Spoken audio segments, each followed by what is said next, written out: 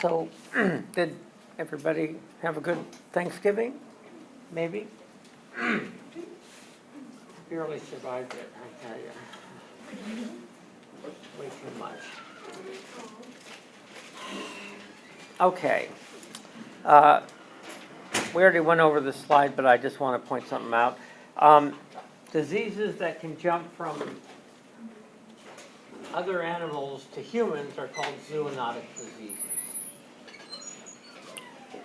For example, the flu. It's actually was, one of its primary hosts was birds, specifically waterfowl, and then it managed to jump to humans. And it can jump back again. It can jump into another host, like the 1918 flu was called swine flu, because supposedly it jumped from pigs to humans.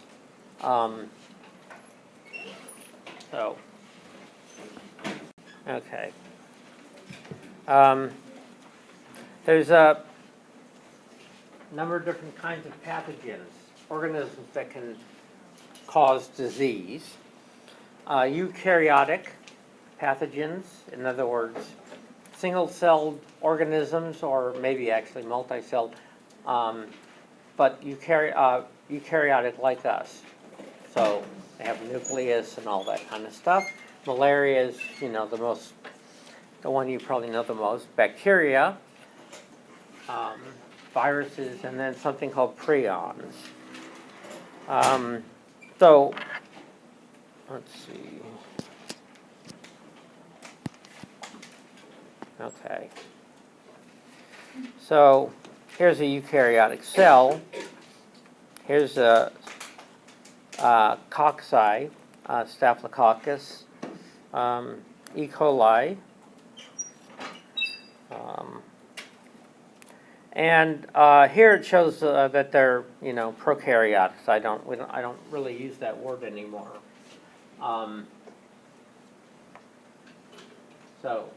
And then viruses. And viruses are the smallest ones.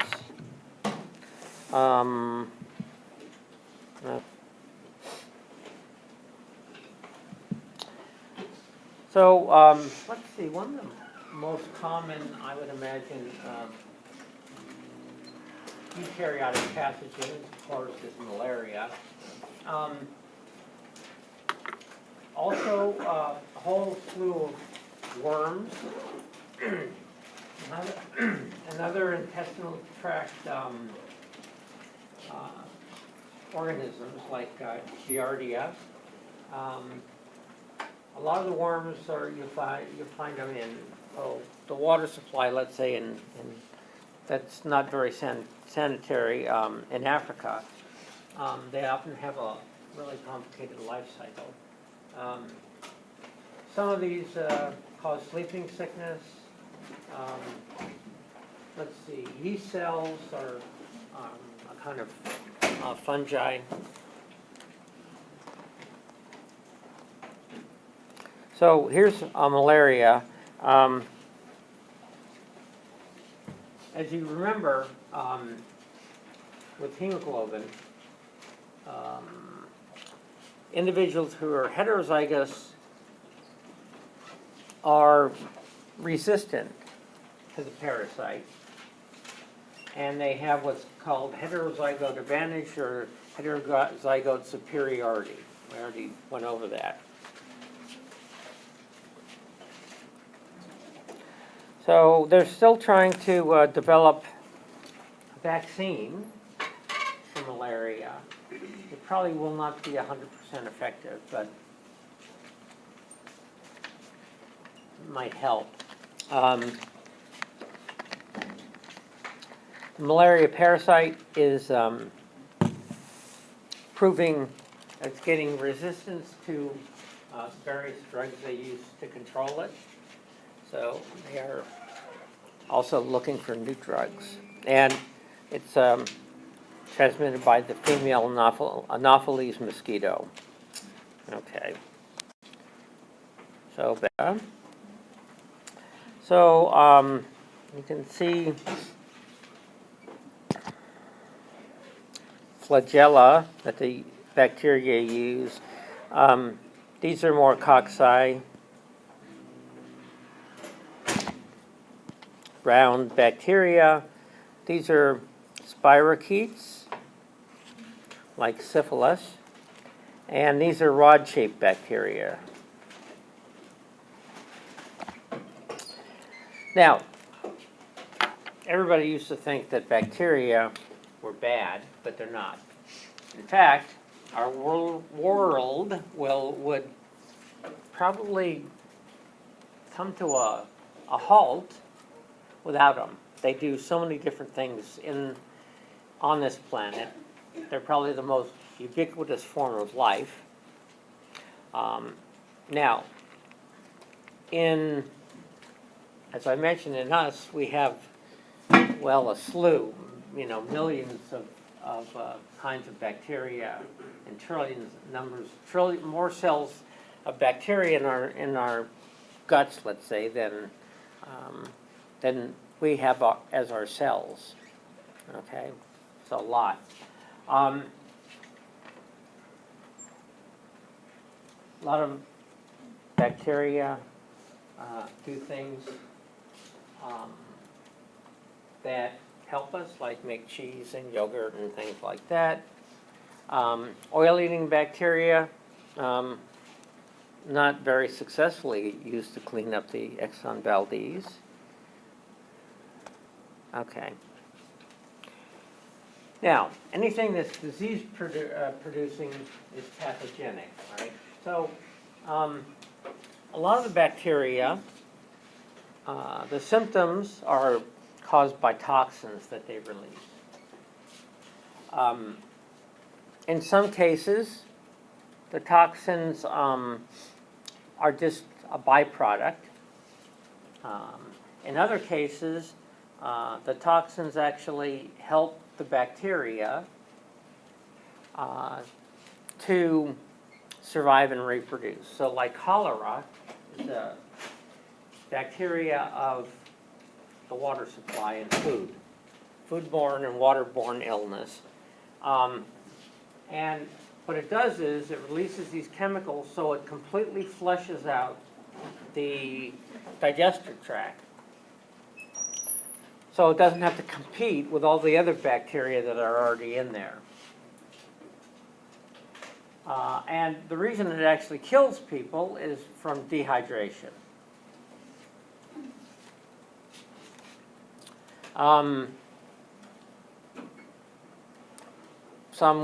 Of course, there's all sorts of different bacteria that cause different things.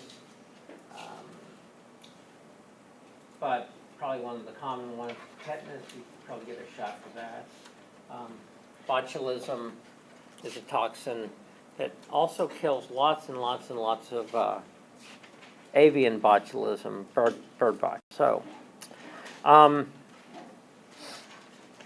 now bacterial reproduction is slower, right, when it's cold. So that's why you don't want to leave your uneaten chicken salad sandwich out in the sun. And they reproduce very, very rapidly.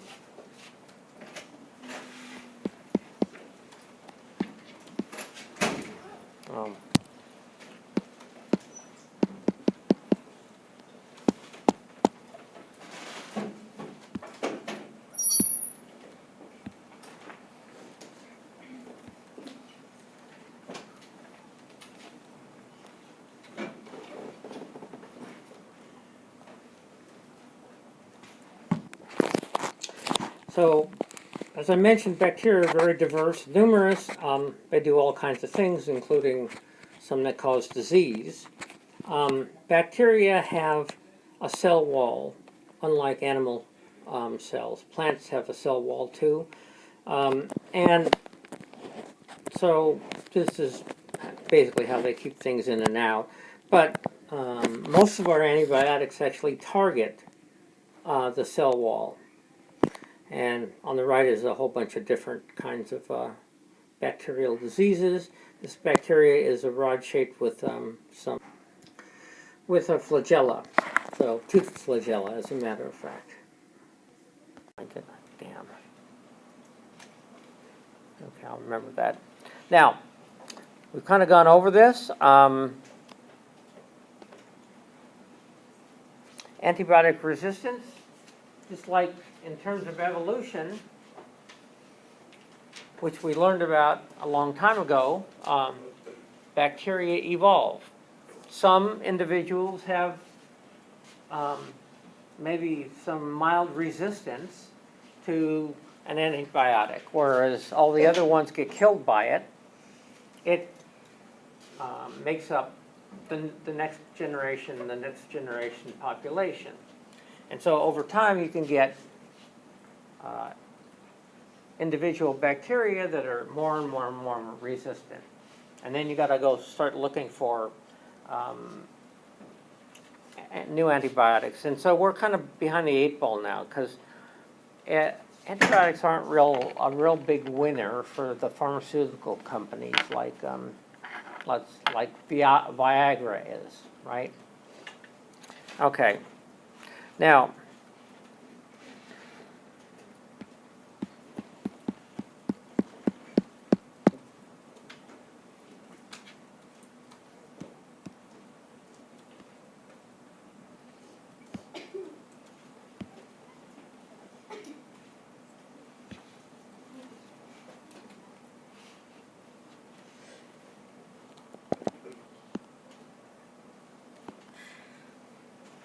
God damn it. Okay.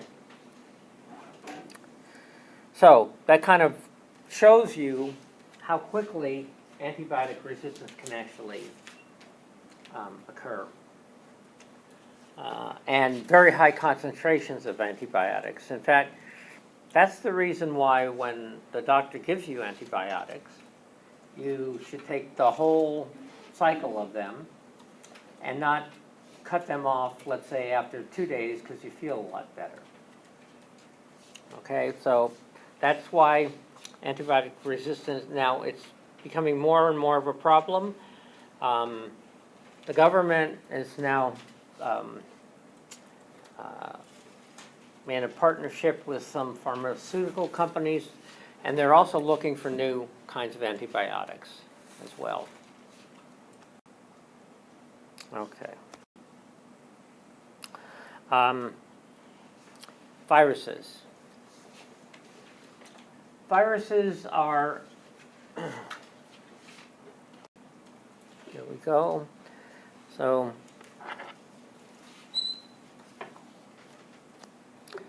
rabies virus, right here, influenza, tobacco mosaic. This is a phage.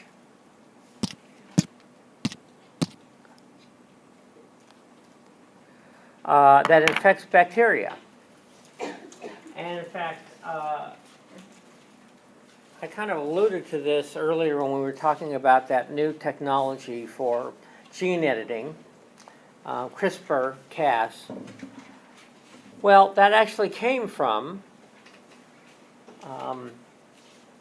bacteria. It's their adaptive immune system.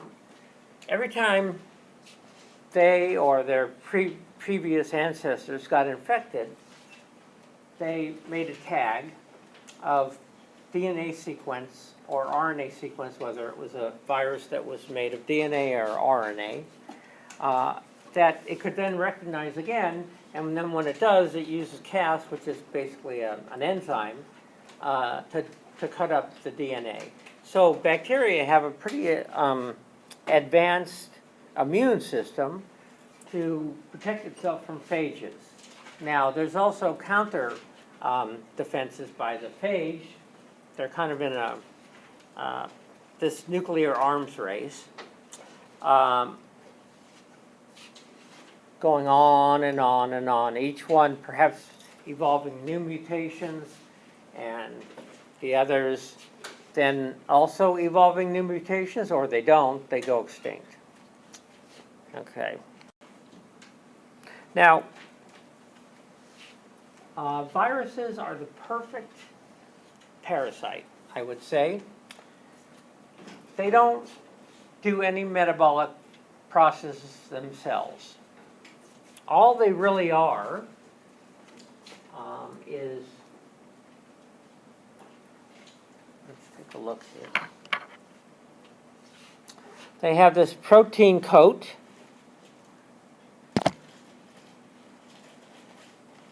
These things sticking up, and that's how it gains entry into the cell, or that those are leaving, actually. Okay, and then inside is viral DNA or RNA. And that DNA, well, in this case it shows this RNA. It's then used, reverse transcriptase, another enzyme to make DNA, then it's transcribed, translated in the host cell, and then the new viroids or particles start budding out. In many cases, it kills the cell. In other cases, there's a whole bunch of viruses that infect us, and we don't show any real signs of it whatsoever. So, basically, they kind of hijack the cell's machinery to make copies of themselves. Now, some people say viruses aren't real life, but I disagree. So there's a lot of dispute about that because they don't do metabolism. No, they're just using a cell's metabolism.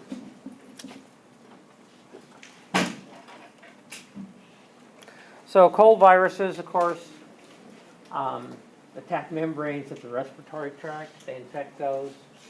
Measles viruses infect these immune cells in the lung, and then those immune cells spread throughout the body through the lymphatic system, and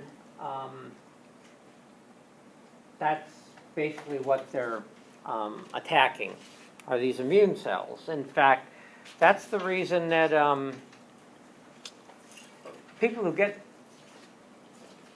measles have a depressed immune system. Now, they used to think that, it only lasted for, let's say, a couple of weeks, but that's not the case. So we'll see that in a little bit. But it can last like a couple of years, and it wipes out all the memory cells in the immune system. So previous infections that are now circulating, but maybe with a new mutation or something, before the cells would have been protected, the cells of our body would have been protected from it, but now they're not. And this often leads to increased childhood deaths, mortality. Rabies and polio, they both attack the nervous system. HIV also attacks the immune system, and it actually kills many of the immune system cells, T helper cells.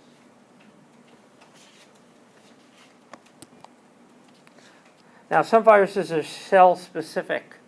They'll only attack certain kinds of cells. Some are species-specific, like they'll only be found, let's say, certain viruses that infect humans only in humans. And then there's other viruses that can be zoonotic, right? They can jump from species to species. HIV actually, when it's in our system, it evolves, and the HIV that, let's say, you see in the spleen is not the same variant. Well, it's related, but it's different than what you see in the bloodstream because that's a different environment.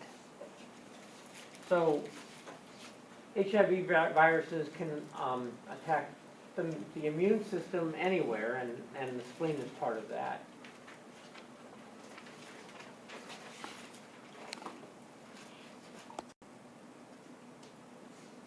So all these little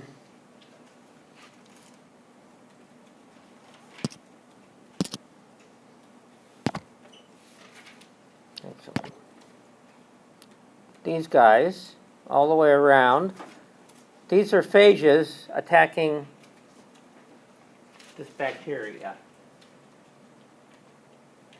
And so now bacteria, we found out, of course, have evolved this immune system, this adaptive immune system, all on their own.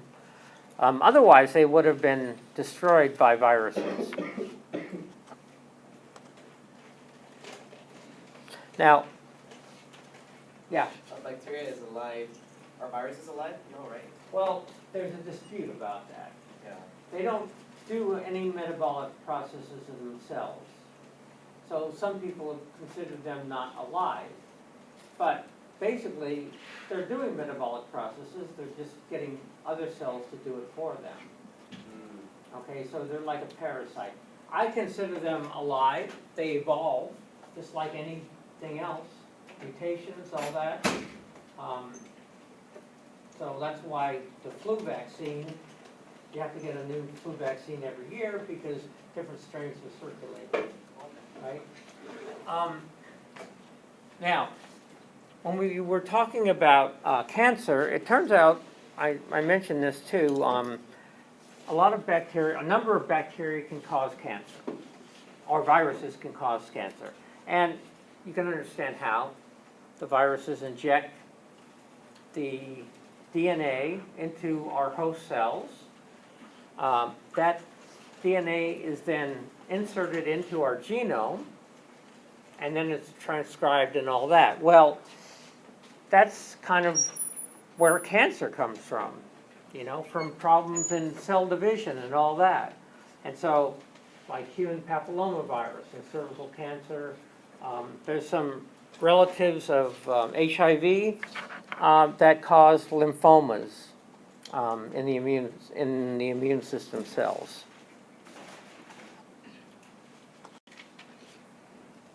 Now, there's a lot of viruses that they're latent. They're not causing any disease at the time. They're just kind of hanging out. So chickenpox is a great example. The chickenpox virus basically travels through nerve cells and then kind of hangs out in nerve cells for maybe the rest of the person's life. But occasionally, especially when they get a little older, they'll get a shingles infection, which is the same virus that's been hanging out. And something people aren't really sure about what causes that to happen. Stress, increasing age, chemotherapy, actually cancer. So, and that's what we do, by the way, with HIV drugs. We essentially put them in a latent stage, so there's no circulating virus in the bloodstream of the lymphatic system.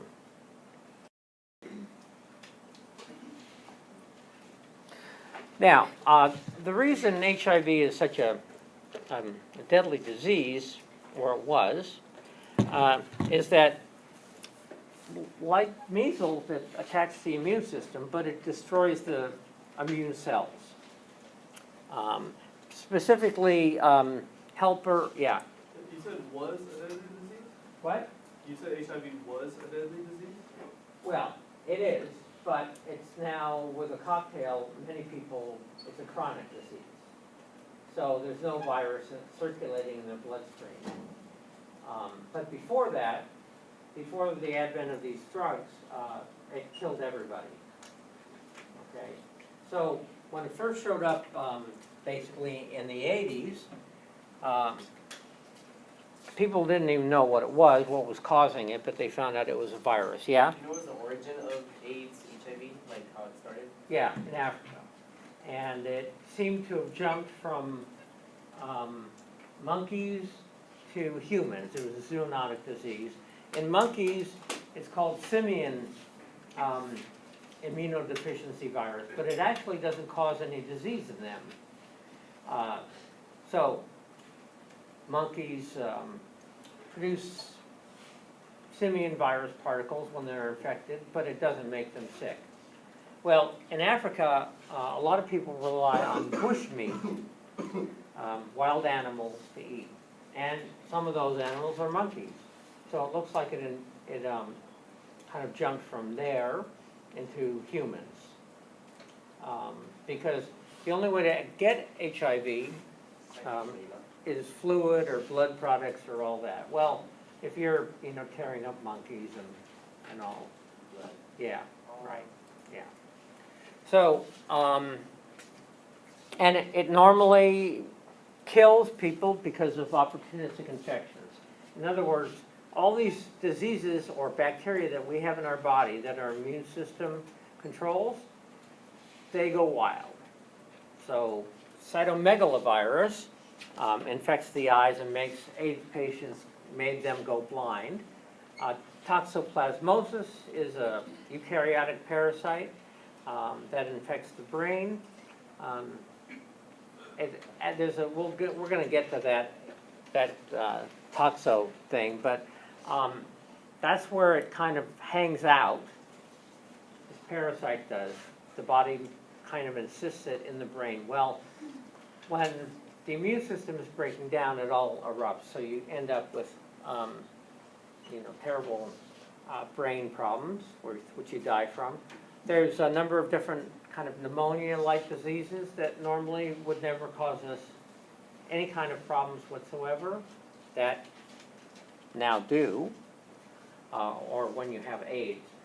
Kind of like the same thing that a lot of chemotherapeutic agents for cancer do the same, they kill the same cells, and often those people are at risk of having an immune system that doesn't work very well, so they get these opportunistic infections. And like I said, these are infections that would normally not cause, they would not be pathogenic. It's only because the immune system has been destroyed.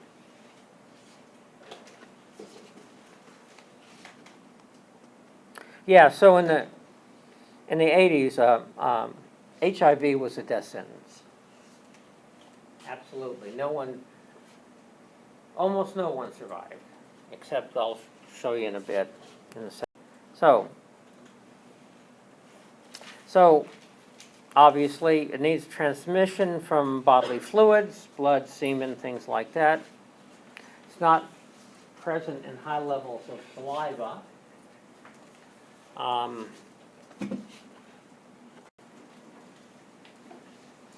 HIV, because it's an RNA virus, so instead of having DNA double-stranded, it has single-stranded RNA. RNA is much more prone to mutations. So HIV rapidly mutates. In fact, some of the early drugs that were used, they'd use one and it would quickly develop resistance to that drug, these antivirals. So remember, antibiotics only work on bacteria, antivirals work on viruses. Let's see. There's a genetic diversity among HIV viruses.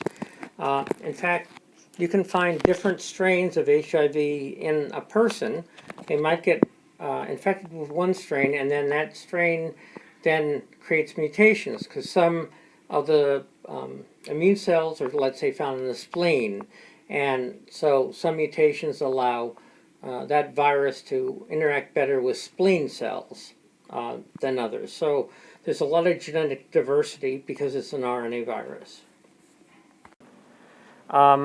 Now, they used to just treat The first one was, drug was called AZT, an antiviral, and it worked for maybe a couple of months, and then the disease came back, and then the patients died. Well, they finally started making a drug cocktail, and there's various drugs that they use that actually keeps AIDS virus completely in check. So you'll find no AIDS circulating in the bloodstream, but it's still actually hanging out by inserting its DNA into the immune cells, right? But it's not killing them. And so this combination drug therapy that it kind of works on, each one works on a slightly different pathway. One might target reverse polymerase, which is what they use to turn, the virus turns itself into DNA. There's a whole bunch of different kind of pathways that you can attack a virus with. And so there's a much smaller chance of getting a mutation that will escape all three of the drugs. And so there's resistance might, let's say, develop for one of the drugs, but the other ones are going to kill it. Okay? So that's why HIV today is not necessarily, well, it's not a death sentence. You have to take these drugs for your whole life. So they tried taking some of these patients off the drugs, and their HIV came back. So it was obviously latent in its immune cells. Now, there's another thing that's kind of interesting. There are some people who were born with a mutation that makes them immune to HIV infection. They have the CCR5 mutation, which is actually a deletion. And so they're not making the protein on the outside of the cell that the HIV virus can actually attach to.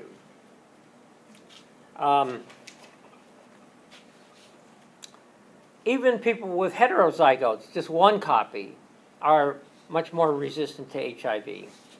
So there's been people walking around with, let's say, HIV, but it's not causing any disease whatsoever. Or they don't have any disease, they don't have any HIV, never infected them. Now, they're trying to use that to replace the immune system of HIV-infected patients. Nah, it's not really happening much anymore. Some people have actually been cured of HIV, like this fellow, because he underwent he got a kind of cancer, and so they replaced his bone marrow, where all the blood cells are made, and gave him completely new bone marrow, and that's where a lot of the HIV-infected cells were at, and so he was actually cured of HIV. They're still working on a vaccine, but like I said, it's difficult because there's so many mutations that are happening in AIDS. They've actually traced AIDS from where it first started, and they have, like tissue from different places, and you can see how AIDS has, over time, evolved. And like I said, it also evolves in the body to attack different cells in the body. Okay. People probably heard of Ebola. That was in West Africa. It's been around for a long time. I think since the 70s. It's called a filovirus. And this is what it looks like. It's a hemorrhagic fever because one of the things it does is it causes patients, it disrupts their the pH of their blood plasma, and so they can bleed out of anything. So they often die from bleeding out, and it's really gruesome, and it's a terrible disease. In the past, it was usually just found like in the Congo and small villages. It would kind of wipe out all the people in the village, and because it causes such serious disease that humans are not the primary host. In fact, they're not sure what the primary host is. They're thinking maybe bats, but no one has actually proven it with a definitive test. It turns out chimpanzees and gorillas get it. So oftentimes it'll be, infecting those populations, and then bushmeat and all that infects the humans. Now, the difference was in West Africa, that it lasted much longer period of time. So usually in the past, a small village, it would in fact kill everybody and burn itself out. That'd be the end of the infection. Also, it's one of those infections where if you get it, you're not traveling, okay? You're lying there. You're completely, there's no way you're going to go anywhere. Maybe perhaps early on. But anyway, it's hard to actually transmit it. It's only with bodily fluids, like washing dead bodies after they died, which is a common practice. Now, they've also, it turns out, they were looking at people who had survived, who had never gotten Ebola, like in West Africa, this latest big epidemic. And some of them showed that they had been infected before with this virus. It was probably not recognized as such. It might have been, mistaken for malaria or a whole bunch of other diseases. The chances of Ebola coming to the United States and causing widespread disease, it's not going to happen. Like I said, if you take proper precautions when dealing with aged patients, that means you're in a whole bodysuit. Then you can treat them. They're coming out with some new drugs that look like they're going to be successful, and they're also trying out a new vaccine as we speak. But to give you an idea of what it was kind of like the Black Death on a small scale, where usually whole villages, they'd be wiped out. It got into cities in Sierra Leone and Guinea and another country, and got into the cities there, and really went haywire. But eventually, they set up these Ebola wards where the patients were quarantined, and then if they died, they had burial squads that buried them very quickly. And they tried to stop any new infections. And that's eventually what kind of happened. There's still some Ebola patients now that are getting infected, but it's not happening like it did. So probably what happened is a lot of people got infected. Some survived, and they're no longer susceptible to Ebola.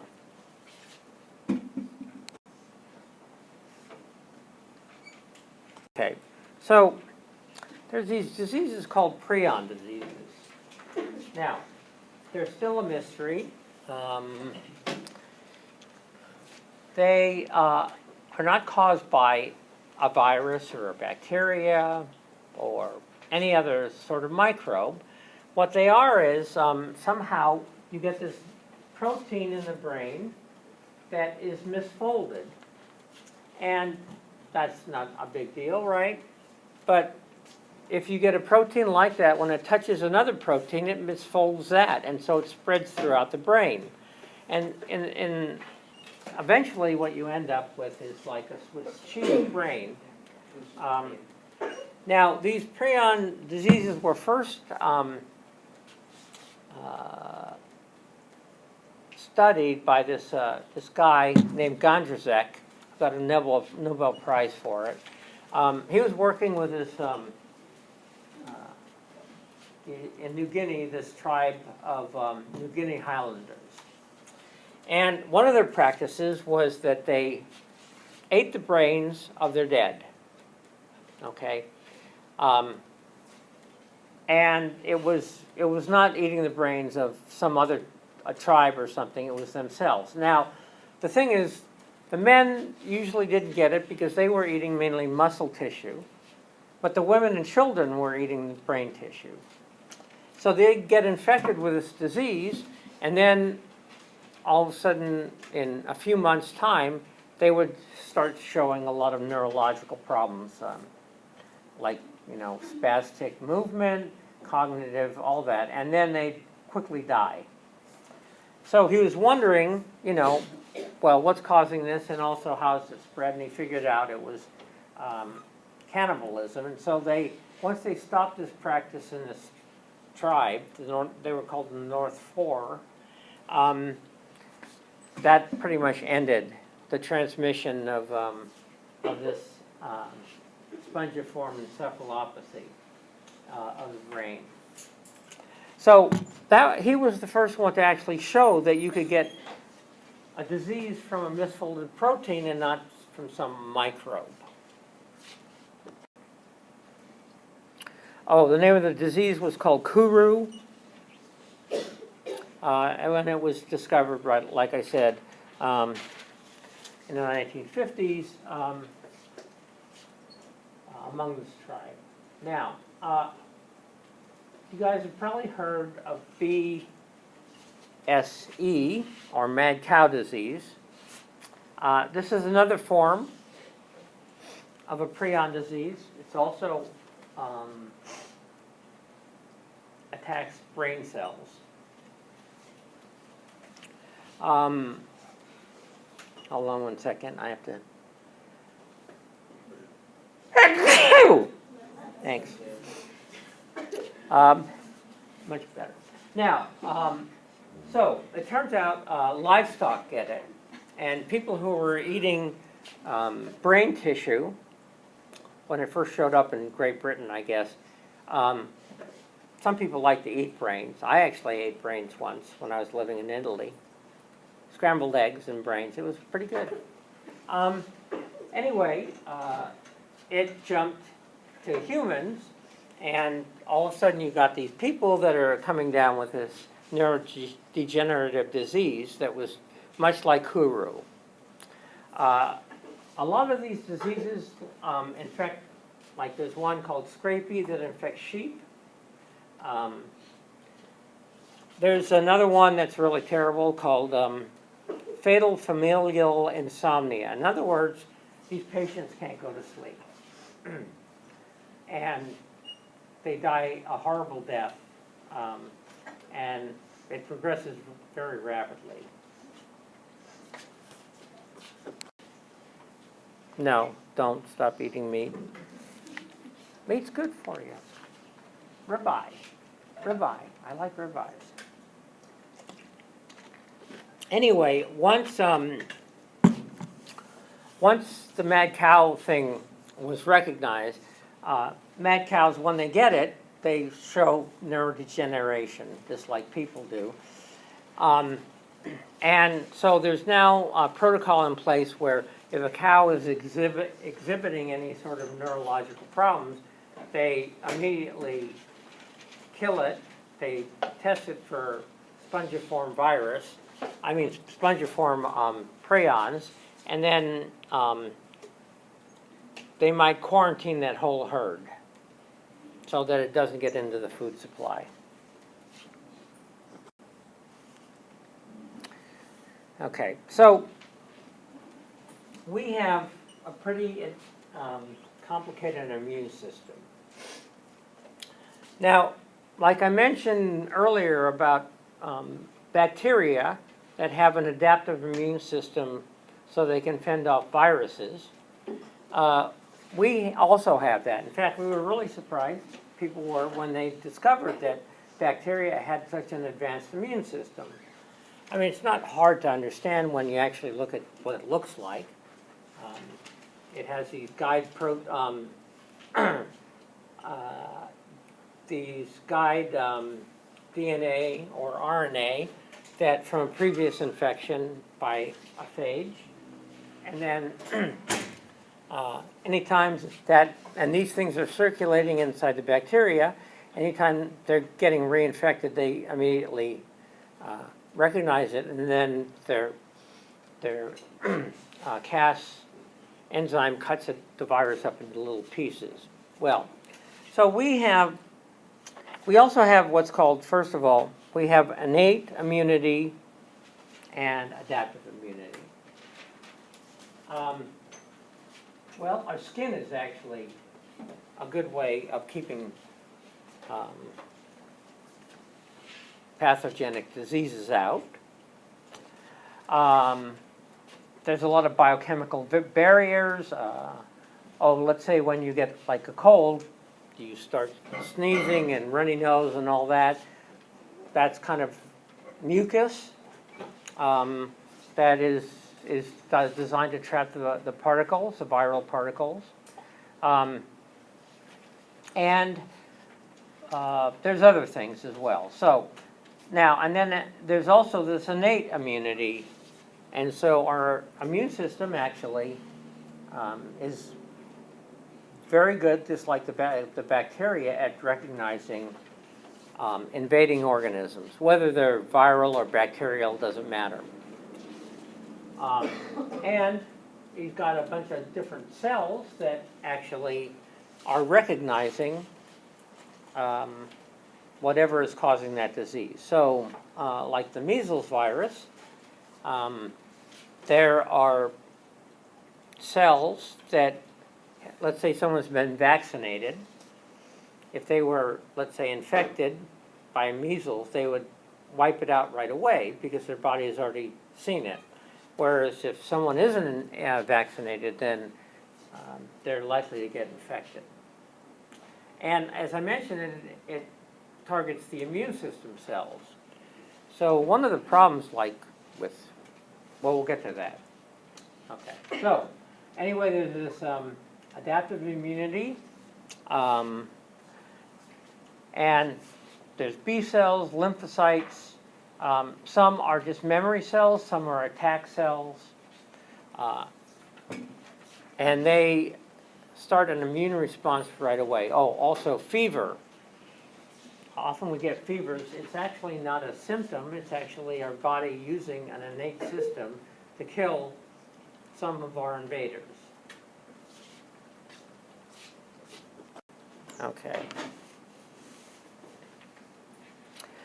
Tears and saliva have antimicrobial chemicals, mucus traps pathogens, inflammation, all that kind of stuff.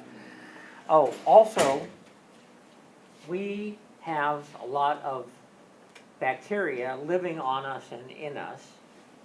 And those bacteria actually protect us because they don't give another bacteria or virus a foothold in the system. They're already occupying it.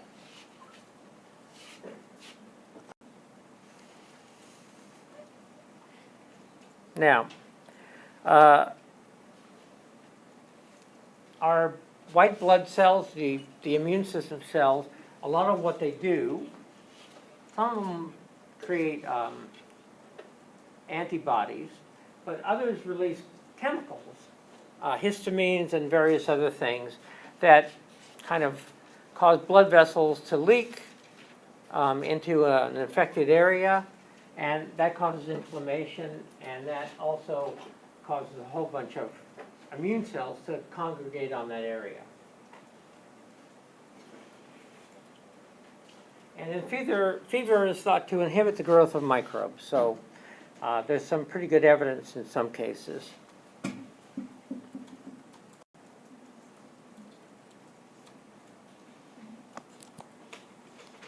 Okay. As I mentioned, adaptive immunity is learned. Remember when I told you that during our lifetime, individuals are affected by natural selection and then populations evolve? Well, I was lying a little bit. First of all, I already told you about cancer. So that's like individual cancer cells are evolving in your body. That's actually you. Also, our immune system is all designed to produce these new immune cells that immediately recognize past infections or new infections. So, like Ebola, people didn't have immunity, and so it took a while for their immune systems to actually get into high gear. Some of them actually survived, but in the future they won't have any problem with Ebola. They'll have adaptive immunity. They'll have these cells that have the antigens of the Ebola virus, and anytime they recognize that, or a cell infected with that, they will start an immune response and kill all those viral particles. And these cells actually evolve in our immune system. Each time we get infected with a new pathogen or a new bacteria that maybe doesn't cause disease, our body creates cells and remembers that pathogen, in a sense. It's not like, oh, I'm thinking, oh, I know who this guy is. No, it's just recognizing certain proteins associated with that pathogen. And so our immune system is actually evolving all the time. And every time we come into contact with a new disease-causing organism.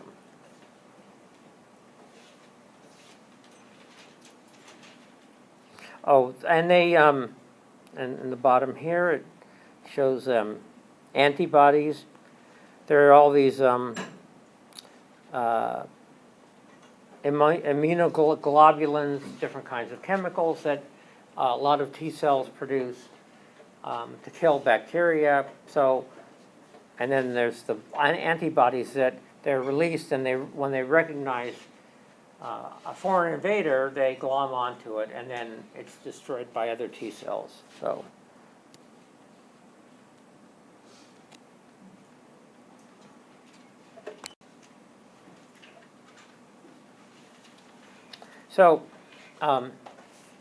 this is kind of how it works. B and T lymphocytes, which are made in the bone marrow from stem cells, by multipotent cells. In other words, they can differentiate into all kinds of different blood cells.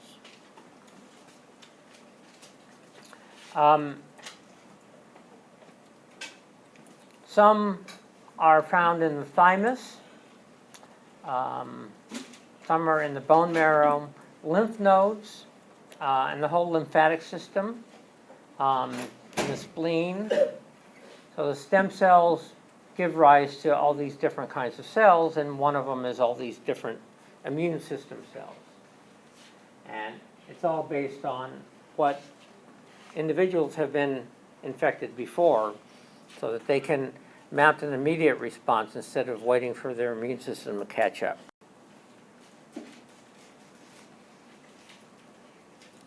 So as I said, an initial infection with something is usually a very slow response, but if you survive it and you get subsequent exposures, the immune system recognizes it, mounts an immediate attack and pretty much finishes it off before it can actually cause disease. Now, this is the basis for vaccines.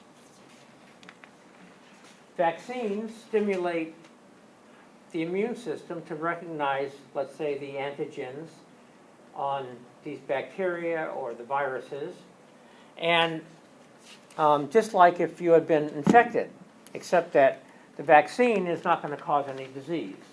Now, it might start an immune response because your immune system is starting to recognize it as foreign, but it's not actually causing any disease. So this is the rapid memory response. And obviously there's some diseases that it's good to have the vaccine. Because without it, people would die, like rabies. People who get rabies It's a neurological disease.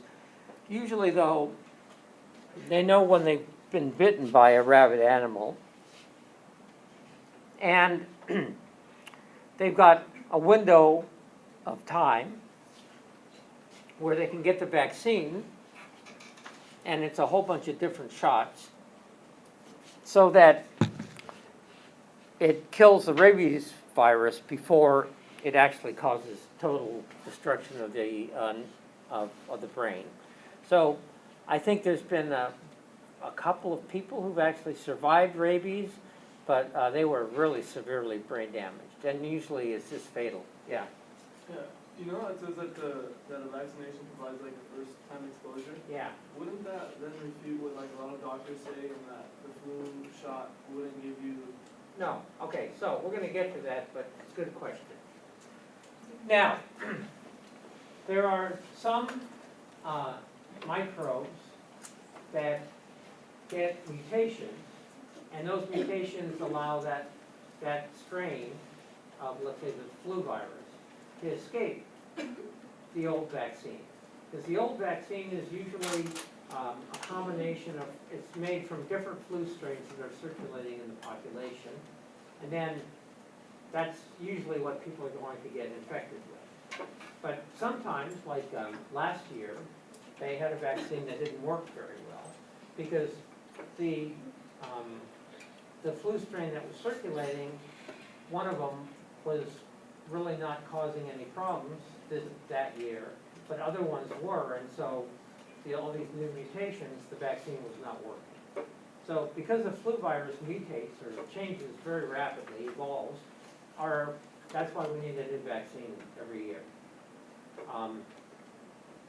There are other vaccines where you just need them once, like measles, and then you're completely safe. It just depends. And that's why it's been so difficult to get an HIV vaccine, because HIV evolves mutations rapidly, right? So that's how it works.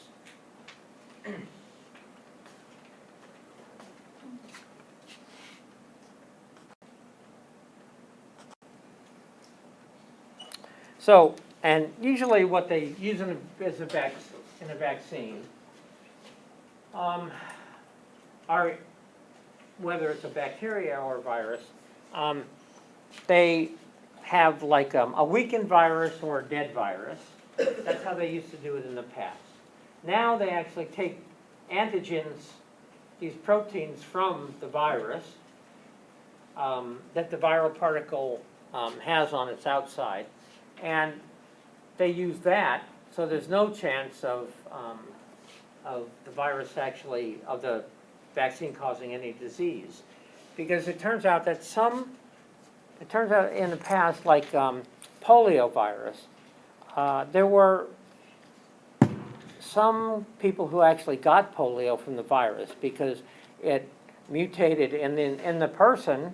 It was a weakened virus, and then mutated into a much more virulent strain.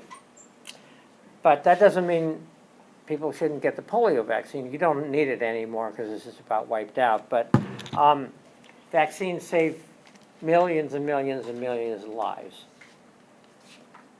Okay. And then obviously a successful vaccine stimulates antibody production. In other words, there's the memory response. So when you come in contact with a disease that you've been vaccinated against, you have an immediate immune response.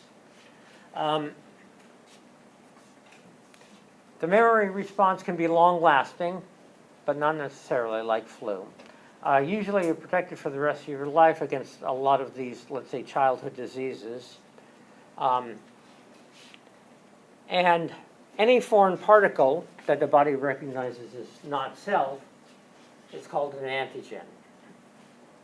And that's the way, actually, the immune system often, stops cancer from going wild. So here we go with the flu shot. During viral replication, the virus gets mutations that then make different proteins. These are the antigens that the body then doesn't recognize as a flu virus. So it's kind of like starting over. So when these new mutations come in, it's called antigenic drift. So in other words, this happens, and our immune system will no longer recognize it as a pathogen. So it reinfects, and we'll get the disease.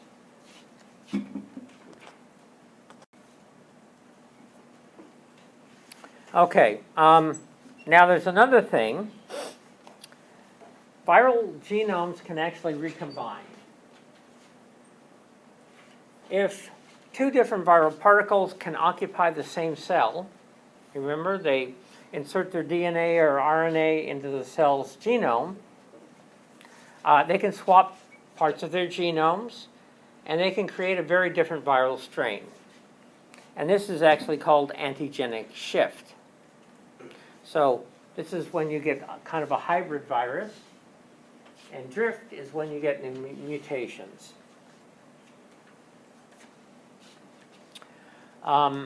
In fact, this is the way that we actually have like the cells of other animals in us, in our genome. You wonder, how did that happen? Well, a virus infected that animal, and then new particles were made. And that virus, when it was infecting the person, it actually it picked up that DNA, and that DNA was then incorporated into the person. So normally what happens is the DNA gets inserted to the genome, makes all the viral particles, and then that's the end of it. But sometimes viruses may infect another animal, and it's actually going to carry a bunch of DNA from that animal. And so it's called horizontal evolution. But it's probably had a huge effect on evolution, but you don't need to know that. Just you need to know that viral genomes, they evolve just like anything else that's alive. So as you can see, this is a flu virus infecting a cell. The N protein helps the virus get out of the cell. The H protein helps the virus get into the cell. And there's like 17 different alleles for the H protein and 9 for the N protein. So you can see all kinds of different combinations that would end up producing different kinds of proteins. So the flu that killed all those people in 1918 had these mutations that were never seen before. They've managed to reconstitute it from a gravesite up in the Arctic of people who all died of the flu. And also the flu is I guess I thought it was, well, I'm pretty sure it's an RNA virus.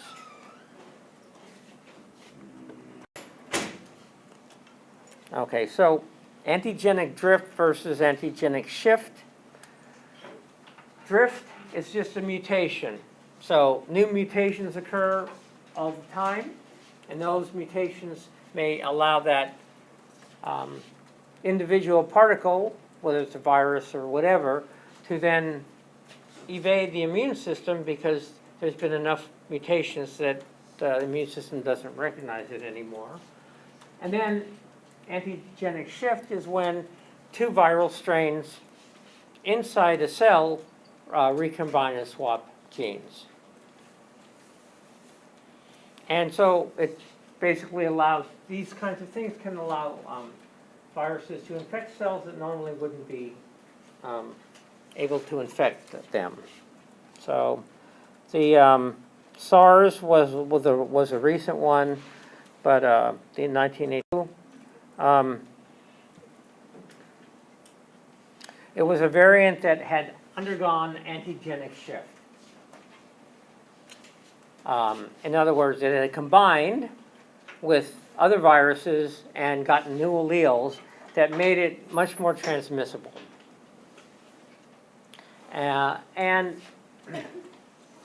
it also, some of the alleles allowed it to infect other cells just besides those in the respiratory tract.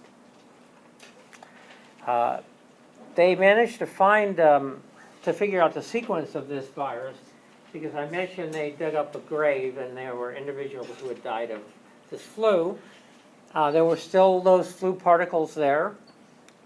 Usually DNA and RNA kind of break down, but they were able to figure out what it looked like. And so they could see exactly how it fit in the flu universe, how it was related to one thing versus another, and that's how they could tell that it actually had,